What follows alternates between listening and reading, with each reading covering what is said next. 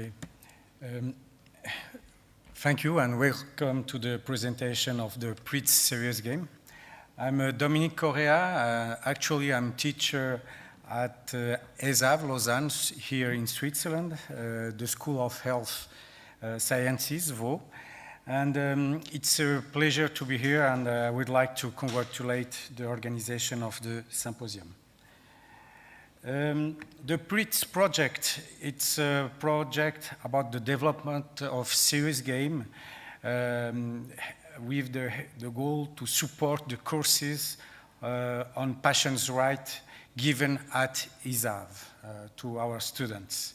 And in the game, the player assumes the role of caregiver, and his objectives are to meet the needs of the patient while respecting his rights.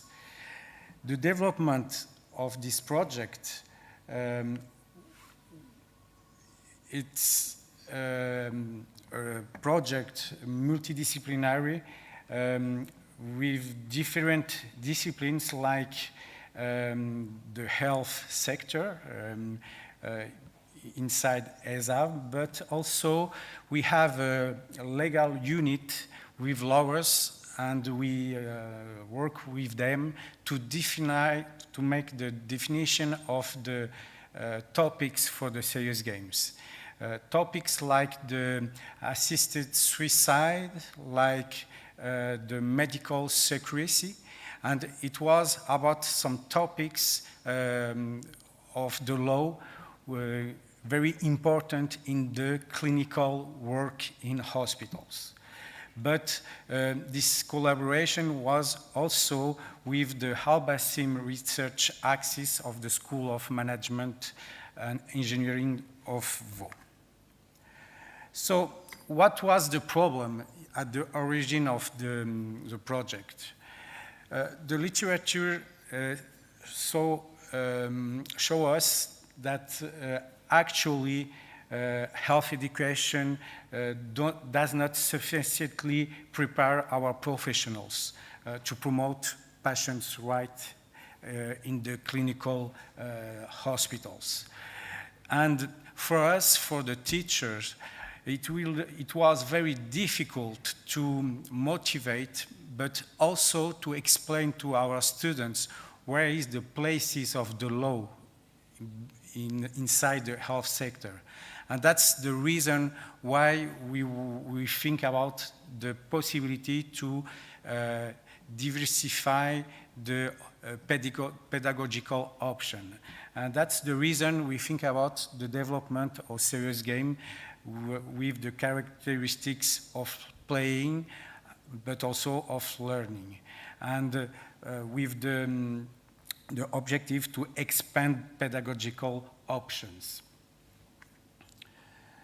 So my presentation will be divided in 4 parts. The game, but also how does it fit into a pedagogical scenario. The content management, and we are very glad to share with you the first results of the implementation of our project, because it was the first year, and we use our serious game with almost 300 students this year. So about the game, we can see the interface, and when we are accessing the simulation, we first see the home page with a set of thumbnails. And like you can see in the home page, we have a different situation with different patients with different problematic. And each card represents the description of the pathology. And the teacher can choose the patient and the pathology between the different school of our students. About the game, The game, like you see in the script, it's a description of the patient and his pathology. And the user, the gamer, who begin the dialogue with the patient will have some different options. And between the options, the dialogue will be different. And between the response and the answer of the user, of the student, the knowledge of the law will be mobilized. So what are the options for the user, for the student? We can have some literature to find the answer to the problem. And the dialogue, when he's over, the user, the student, can return to the home page patients and going in other scenario. How do we think about the integration of the game? For us, it was very important to define one thing. The serious game is integrated in pedagogical scenario. So in our courses, we have different moments. One moment before the utilization of the serious game and one moment after. And what was very important for us to identify some characteristics. And which characteristics? Cognitive fidelity. For us, the more important, like you see in the script, it's not the graphism, but the immersion in the real situations. And for us, what we searched in our series game was the capacity to make a cognitive immersion for our students. And the first results are very interesting about this point. So in the pedagogical scenario, we have one moment with the teacher before the utilization of serious game. And in this moment, we make a briefing about the utilization. So we can share with our students the objective of the serious games, but we have an introduction of a course of law with some topics. During the utilization of the serious games, we invite our students to make some search for information. The logic behind is to have a process who the students must to find the information. The teacher will not give the information because that's the objective of the serious game. And we have another point very interesting. We can play the serious game alone, but also in groups. And sometimes we have some confrontation of ideas in the different groups. And that's very interesting because one thing very important in the law, sometimes we don't have a good response. We can have a lot of good response. So that's the reason the serious game has a potential. It makes some reflection inside the students' groups. And after the utilization of the serious games, we have a moment with a debriefing with the students, and that's the point where we share some ideas, some experiences, and if there needs a consolidation of knowledge and theoretical input. Another characteristic very important for us in the development of the serious game was the development of authority system, because in the beginning of the development, we would like to imagine a dispositive very easily to use for the teacher, because like you know, the law is a processus. He can move and he can change. And that's very difficult for us, for the health teachers, to have the capacity to change the scenarios. That's the reason we develop interface very easily to manage, and actually all the health sectors, all the health teachers can move, can change, can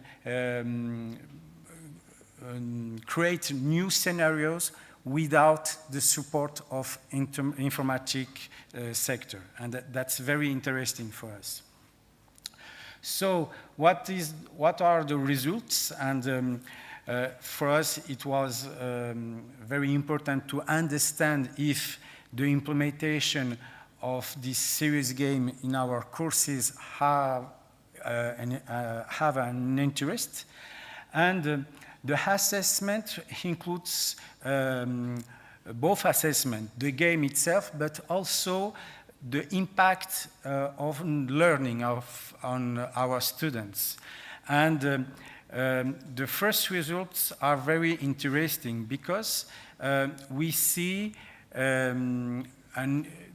better results this year in our students, but it's true we can't make a direct relation between better results and the implementation of the serious game. But there is something we are very, very convinced. The implementation of the serious game impact in our way we teach our students, because we change the processes of the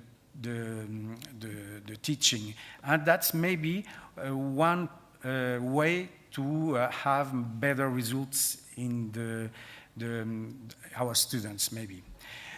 The other point we assessed was the game itself, and for the assessment for the serious game, we use the questionnaire attractive, who is a questionnaire with two characteristics: the evaluation of the pragmatic quality, like usefulness and usability, and the hedonic quality, like the pleasure, the stimulation, or the identification. And almost 300 students respond to the questionnaire, and the first results are interesting. Like you can see in the portfolio of the results, actually, the first implementation of the serious game are very near from the rather good result for the first use. Like you see, we have some good results in the pragmatic aspect, but we can improve in the hedonic aspect. It was one of the points the students share with us about maybe the design of the interface, not very how can I say that, very user-friendly. And maybe we can improve this aspect. And another point about the results was the good accessibility, because we can use that in course, but also remotely. And for the students, it's very interesting to have a tool to study for the exams. And about the conclusion, actually, we are thinking about new developments, because this project was developed for the students, but actually we have some health professionals interesting to understand if we can develop this kind of tools for the clinical hospitals too, because like you can imagine, the law is everywhere in the hospital, in the health sectors. So maybe it will be the second development of the PRITS project, maybe a project for the health professionals. So thank you, and I hope it will, I can answer to the question. Thank you.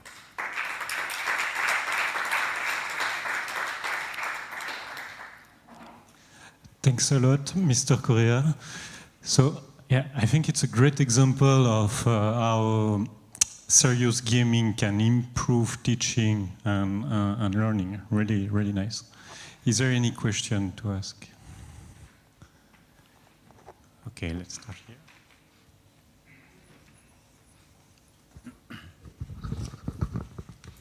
Merci. I was wondering, looking at the game design of your game, it seems it's a prompt, some text, and then you have choices, which leads to some other text, which is a very classical format, and great because very easy to catch on.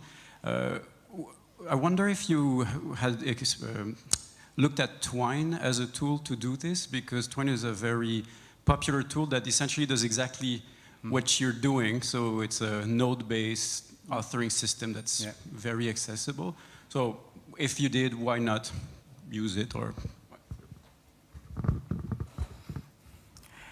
yeah, actually we think about this possibility to use this kind of tool, but I'm not from the informatics sector, but I can say one thing. For us, I think the interface is important, but we conclude one thing for our students and maybe for the health professionals. The important are the reality of the situations, you know, because for our students, you can have an interface very, very nice, but if the reality of the situation are not very near from the hospital, we don't have the motivation, because they are thinking, oh, it's not a real situation. In my future, I will not find this kind of things, suicide assisted, like you show me. It's only in the movies. In the reality, this is not like that. And for us, it's a very, very big problem. It's to develop some situation very near from the reality of the hospital and from the clinicals. And maybe the interface are not our priority, but we can maybe think about another options. It's true.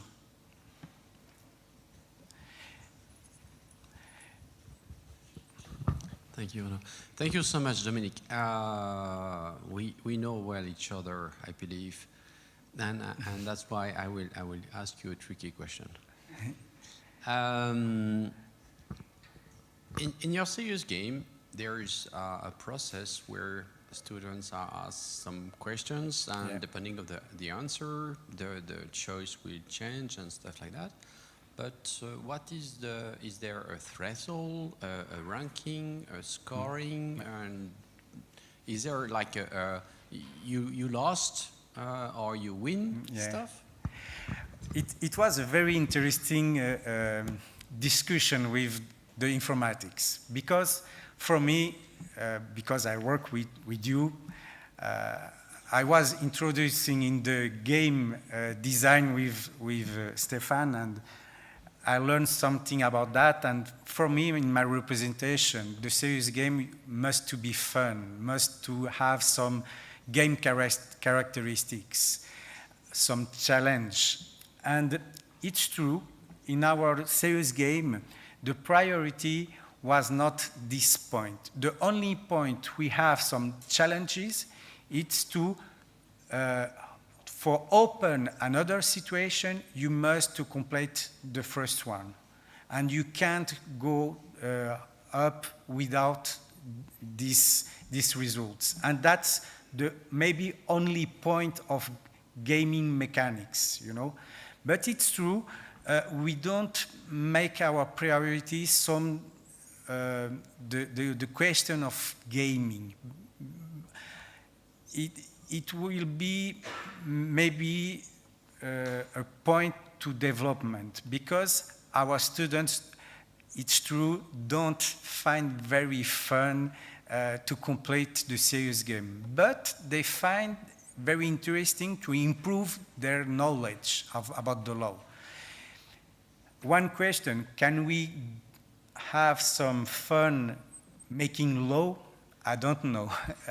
Some lawyers will respond maybe yes, it can be fun to have some question of law, but I think we have a possibility to develop the serious game in this point, maybe. The other point, it's our focus, one more time, was the cognitive fidelity. And that's the reason we don't find a lot of points of maybe the gaming. I don't know. I jump on Stéphane's question. While designing the questions, do you focus more on providing some situations which would bring to the student some kind of the acquisition of soft skills, like being able to answer to some really tricky questions from the patients or their family in some situation? I guess in the hospital, it can be, yeah, sometimes not super pleasant for the practitioner to answer to questions? Or do you focus more on providing questions which would give a true knowledge of the law, like really the objective knowledge? One thing I can say, the teaching of the law in our sector, in the health sector, is very difficult, because for our students, this is not their priority. For us, the priority is to learn something about the clinical question. But our priority in our serious game was to invite our students to open their mind about one situation. In this situation, what kind of reflection we can have between this difficulty, like the medical secrecy. In this situation, if we have medical secrecy, what can I do? Can I share my information with which professionals? And that's the logic of the serious game, is not to give the new knowledge, but maybe more to invite the students to open the reflection, and to invite the student to find the good information, because the health professionals are not expert in the law, and that's not the goal of the serious game. The goal of the serious game is to invite to open the reflection and to find the good information in the good places. And that's the reason with the serious game, you have some links to find some literature specific of the law in the health sector. And that's the logic of our serious game. All right. Thank you very much. I think we're running a bit out of time. Thank you.